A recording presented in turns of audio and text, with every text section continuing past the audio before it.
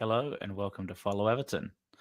I wasn't able to watch the match live, but I was going through the match again against Luton, where we drew at Kenilworth Road. It was generally not that eventful. 1-1. We got the penalty from Calvert-Lewin, and on the build-up play to that goal, I thought was one of the more interesting periods, though, that we actually had in the match. Luton played a really high line, quite often quite clustered together. And there was a brief period where Everton had a lot of goal scoring chances in quick succession. And I wanted to kind of go through that and how that led up to the how we led up to the penalty. So it's all started at this point here. So we had our first corner kick, or where we had a lot of attention on the interaction with Mengi and Jared Branthwaite, flashed in the white there.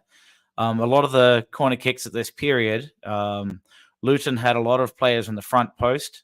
Tarkowski and DCL were typically playing a little bit further back and leaving that space for where Dwight McNeil would try and knock it into the center. It's a little bit shallower of a crossing opportunity as an in-swinger rather than the deep back post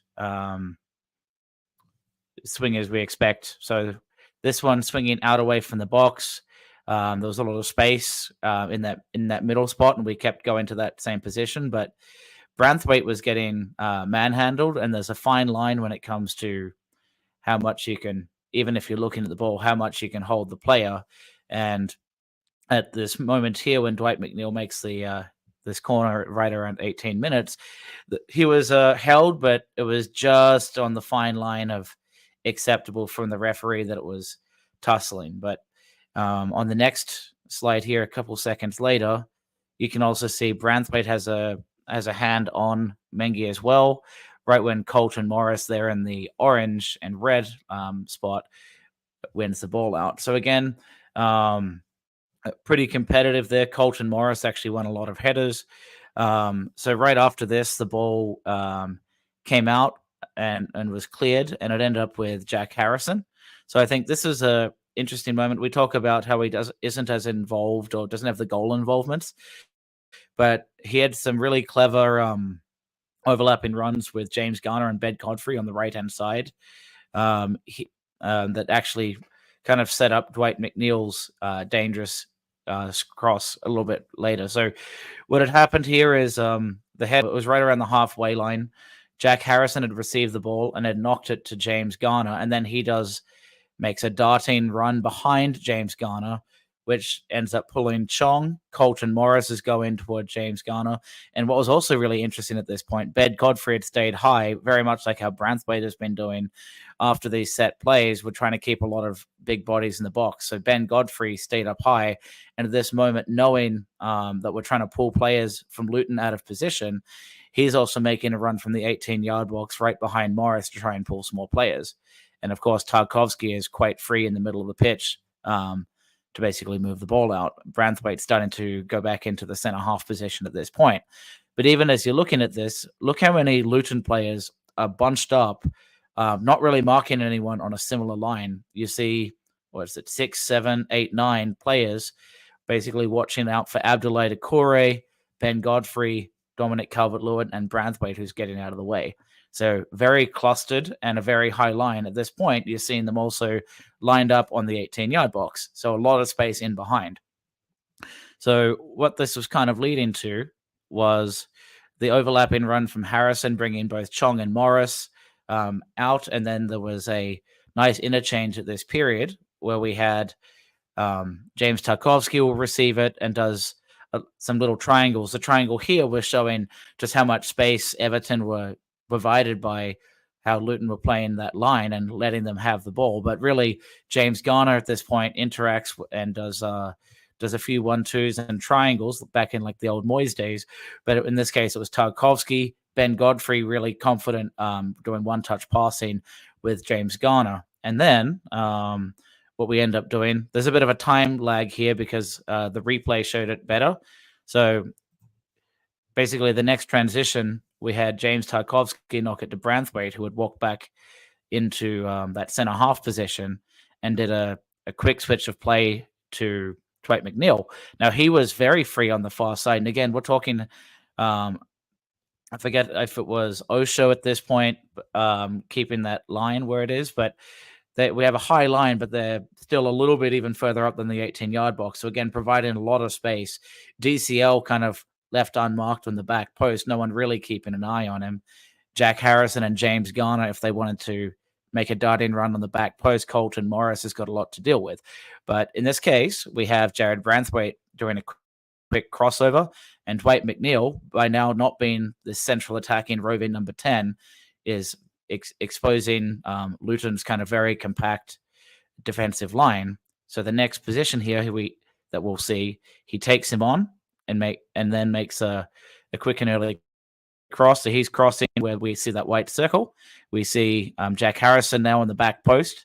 We have DCL making that darting run to try and get between the back line of those back three Luton defenders, right next to Kaminsky, the goalkeeper, in that green square area. So what ends up happening is a really scary interchange from Luton, where they deflect. I think it was Osho tries to cut off the cross and intercept, but nearly scores an own goal without a really aware keeper to make the save. Jack Harrison gets the deflection, passes it back to James Garner. He takes a strike. It's blocked at that point by Mengi, and then they go on a counter-attack it. And in this case, it was again credit to, and I didn't want to just overkill on the slides here, so I didn't add it, but it was credit to both Doucouré and Idrissa Gana Gueye for winning some tackles back in the midfield, and we won possession back. So right after that, what we have is James Tarkowski is out on the ball. Again, we're playing very high now, a very high line and we've dealt with some challenges with that when they have a really pacey attack against us, that Tarkowski doesn't have the leg speed, but Branthwaite does. But at this moment, when we're in possession playing high and Luton playing so compact, there's a lot of space. And I think I forget who the right fullback was at this point, but giving a lot of room for DCL, who timed his run to perfection this time, to make a curved run down towards the right wing. So Tarkowski noticed it and made an excellent weighted cross. And we were seeing a very informed Dominic Calvert-Lewin again at this moment. One of the most promising flashes of pace, timing his run where he wasn't offside, well executed with Tarkowski.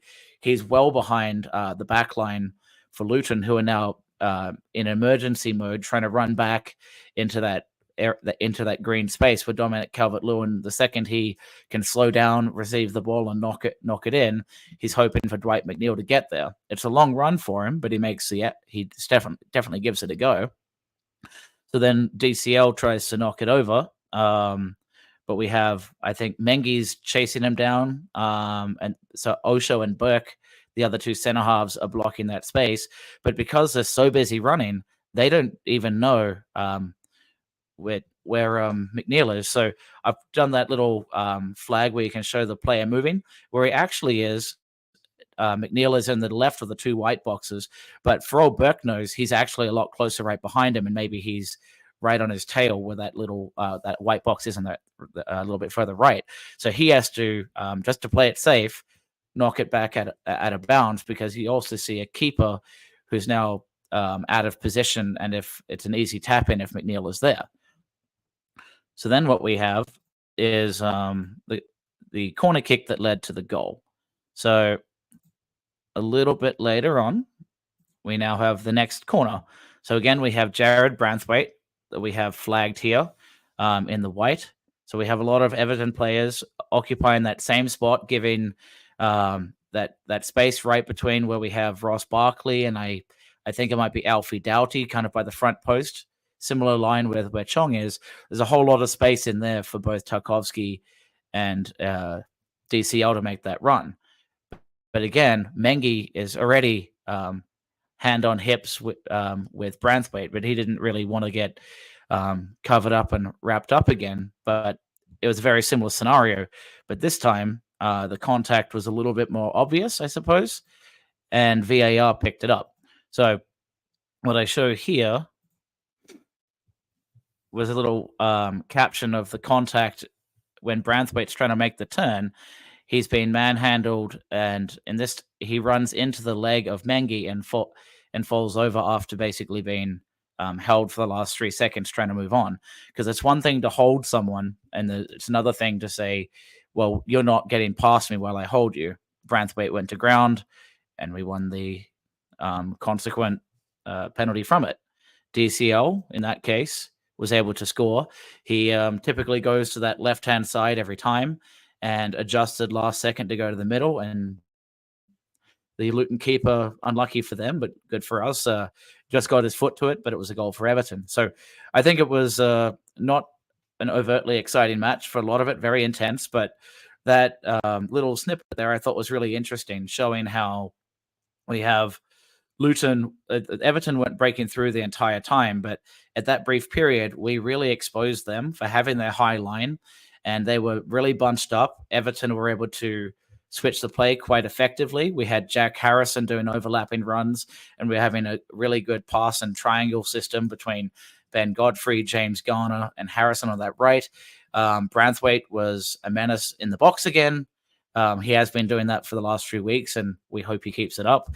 And Dwight McNeil being able to stay out wide and delivering crosses at a much better clip, going behind the back line of Luton in this case, gave DCL space to run into and made them really uncomfortable. So hopefully we see similar against a relegated Sheffield tomorrow at 3:00 kickoff.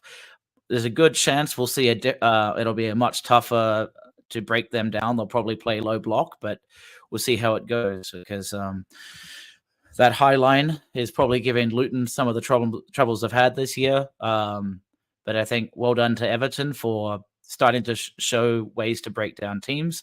Hasn't worked throughout a lot of this year, but moments like that 2-minute snippet at least was quite promising.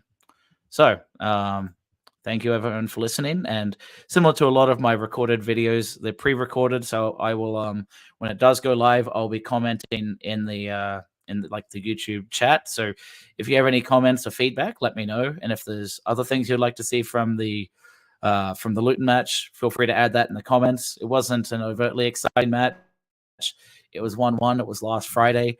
So it's up to you guys if you'd like to see anything more. But for tomorrow, Robbie and Wes will be doing the pre-match. I'll be doing the watch-along, and I believe also the match reaction as well. Well, hopefully the Toffees get a nice send-off at the Old Lady of Goodison Park for another season as we play host to Sheffield United. And then until next time, up the Toffees.